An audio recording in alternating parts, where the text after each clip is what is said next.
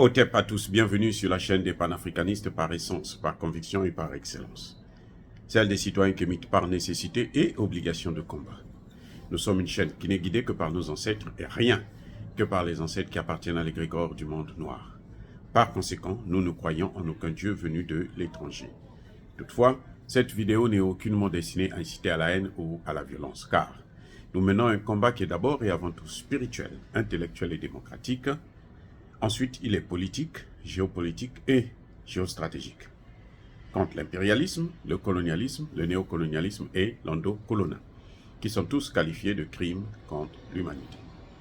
Nous menons ce combat sur la base du principe fondamental que nous avons hérité de nos ancêtres kémites, qui est celui de la Mahat, c'est-à-dire solidarité, vérité et justice. Vous êtes donc en droit de connaître la vérité et nous avons l'obligation de vous dire la vérité, rien que la vérité, afin que justice soit rendue au continent africain.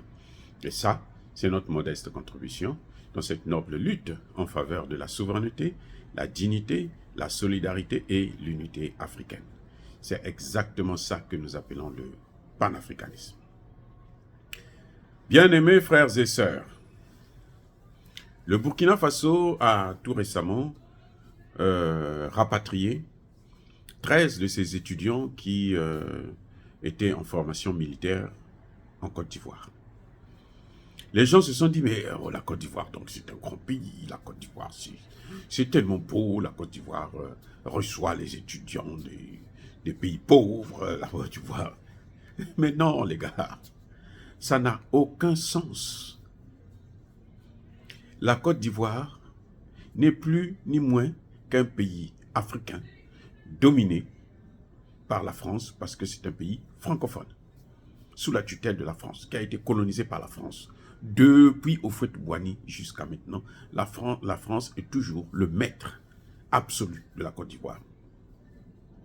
Laurent Gbagbo est venu, il a essayé de changer la donne, mais malheureusement, Guillaume Soro et Alassane Ouattara ont mis le paquet, notamment Guillaume Soro, qui est ivoirien, Alassane Ouattara est burkinabé. Donc, Guillaume Soro a mis le paquet pour court-circuiter en plein vol le processus que Laurent Gbagbo avait entamé, jusqu'à malheureusement l'amener même au tribunal pénal international de La Haye. Donc la Côte d'Ivoire n'est pas mieux que les autres pays africains. Au contraire, surtout maintenant, nous avons des pays comme le Mali, comme le Burkina Faso, comme le Niger, comme le Centrafrique, qui constituent la fierté de l'homme noir, de l'homme africain. C'est la fierté aujourd'hui, c'est la crème de l'Afrique. Vous avez vu l'Afrique du Sud? C'est une puissance économique, c'est une puissance militaire. Mais vous avez vu ce qu'elle a fait? Oui, l'Afrique du Sud n'a pas pu recevoir Vladimir Poutine. L'Afrique du Sud n'a pas dit un mot concernant le terrorisme qui est en train de frapper dans le Sahel. Et pourtant, l'Afrique du Sud s'est levée pour sauver les Palestiniens. Les Sud-Africains veulent mourir pour les Palestiniens. Ils disent que toucher la Palestine, c'est comme si vous avez touché l'Afrique du Sud. Mais toucher son frère à côté, le Malien, le Burkinabé, le Nigérien, le Centrafricain, ça n'offusque pas l'Afrique du Sud. Non. Donc l'Afrique du Sud, c'est pas, c'est dommage de le dire, c'est dommage de le constater, mais il y a un problème quand même. Donc, vous savez, les problèmes de la Côte d'Ivoire et du Burkina Faso, c'est la Côte d'Ivoire qui a commencé. C'est-à-dire que le Burkina Faso n'a pas rapatrié ses ressortissants comme ça par hasard.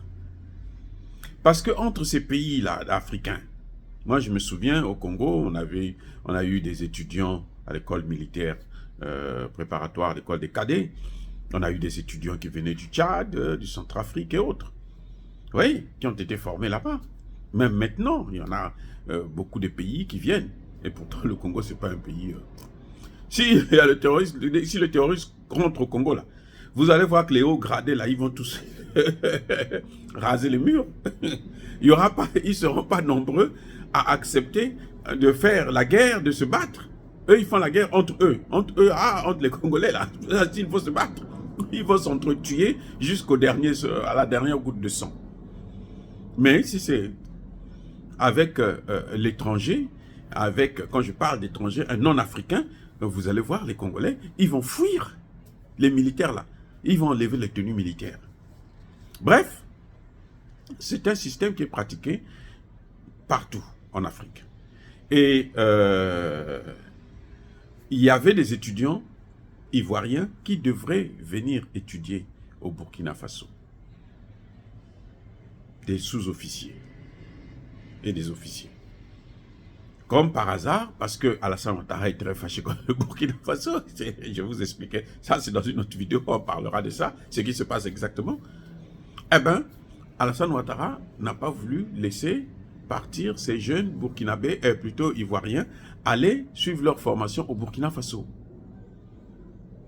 Et donc, le Burkina Faso n'a fait que appliquer le principe de réciprocité. Si eux, ils ne veulent pas que leurs officiers viennent chez nous, pourquoi nous, on va laisser nos officiers aller là-bas? Donc, nous, on retire nos officiers aussi, nos étudiants qui sont en formation militaire là-bas. C'est tout, ce n'est que la réciprocité, c'est la Côte d'Ivoire qui a commencé. Maintenant, le problème, c'est savoir pourquoi la Côte d'Ivoire le fait. Écoutez, c'est là où vous allez comprendre. C'est pour ça d'ailleurs que j'ai fait cette vidéo. Pourquoi la Côte d'Ivoire refuse que ses officiers et sous-officiers aillent suivre leur formation au Burkina Faso. Regardez bien, écoutez bien, regardez bien. Pourquoi? Vous savez quoi? C'est la France qui est derrière. Je reprends. La Côte d'Ivoire interdit à ses officiers d'aller suivre leur formation au Burkina Faso. Alors que tout avait déjà été organisé, planifié, et ça s'est toujours passé comme ça. Pourquoi maintenant ils refusent?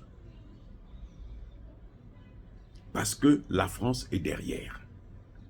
Que cherche la France? La France plutôt cherche à arrêter l'hémorragie anti-française.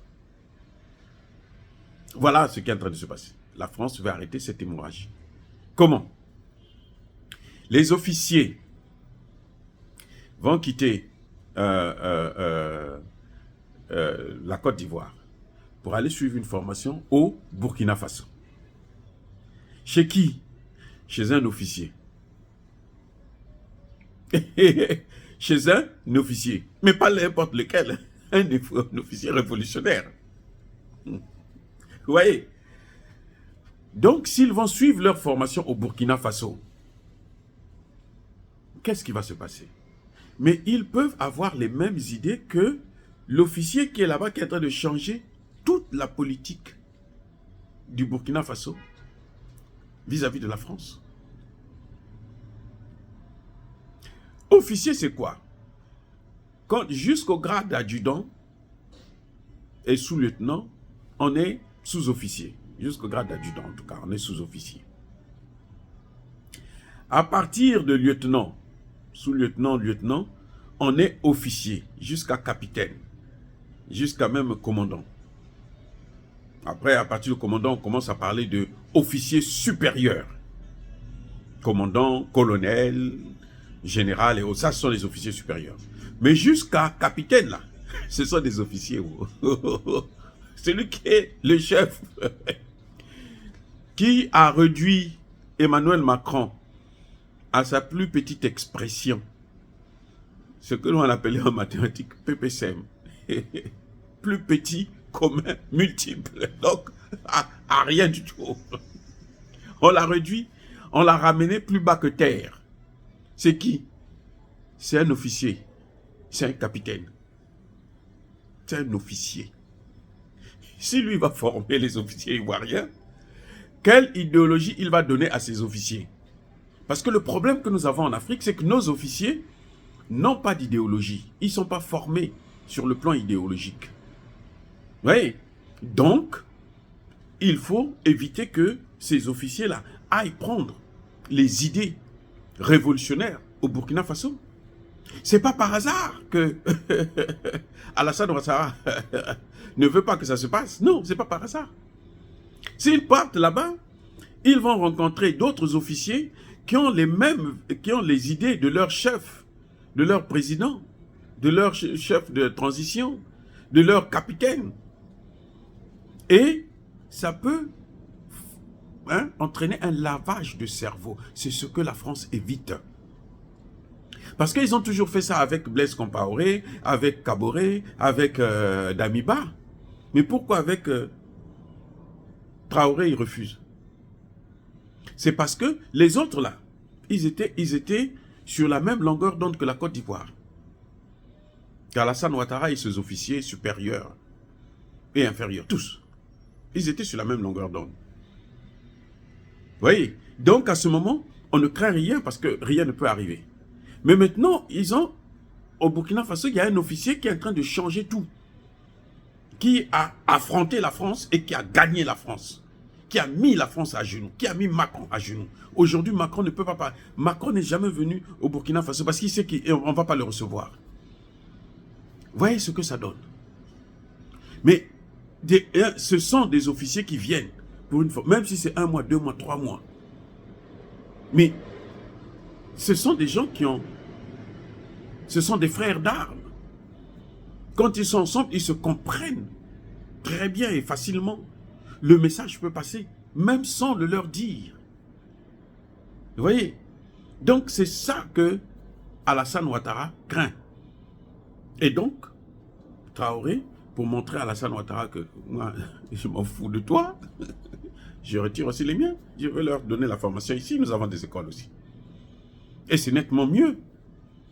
Parce que eux aussi, il ne faut pas qu'on leur fasse un lavage de cerveau, qu'ils reviennent au pays comme étant des révolutionnaires, des contre-révolutionnaires, ceux qui veulent maintenant prendre le contre-pied pour ramener les choses à la normale, à la française.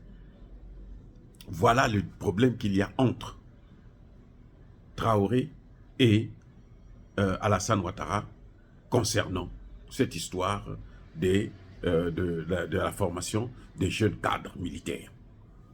C'est ça.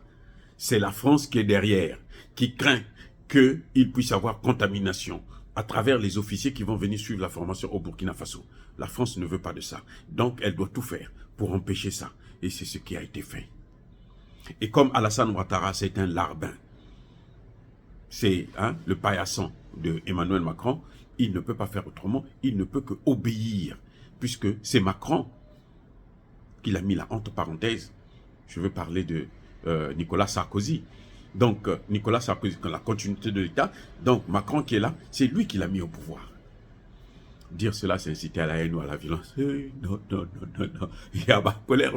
Il faut les comprendre, ces gens-là. C'est un petit jeu, c'est les Français qui sont derrière encore. C'est-à-dire que la France a compris qu'ils sont en déclin, en perte de vitesse, en chute libre. Ils essaient maintenant de limiter les dégâts. Comment faire pour amortir? Comme ça, on ne va pas tomber trop brutalement. Parce que la France, c'est fini en Afrique. C'est fini. C'est fini en Afrique. Les Macky Sall, les Alassane Ouattara, tout ce qu'ils font là, c'est la comédie. Ils ne peuvent pas sauver le bateau français qui est en train de couler là. Ils ne peuvent pas le sauver. C'est pas possible. Et s'ils sont têtus, la mouche têtue, elle meurt avec. Elles sont enterrées avec le cadavre. S'ils sont têtus là, c'est ce qui leur arrivera. Il n'y a pas de choix. Parce que la France doit tomber, forcément. Elle est déjà tombée. C'est un coq qui n'a plus de tête, mais qui continue à se débattre. Mais en fait, il est déjà mort. Oh, bien-aimés frères et sœurs, soyez bénis. Je persiste et je signe. Soyez abondamment bénis par le Dieu des Kémites et par nos ancêtres angélisés. Mais que tous ceux qui persécutent le continent africain le pillent et le déstabilisent, qu'ils soient noirs, blancs, chinois, arabes, indiens ou qui qu'ils soient punis, maudits, foudroyés, neutralisés, écrasés, effacés par ce Dieu de Kémite et par nos ancêtres angélisés. Vive l'Afrique éternelle, j'ai dit et j'assume.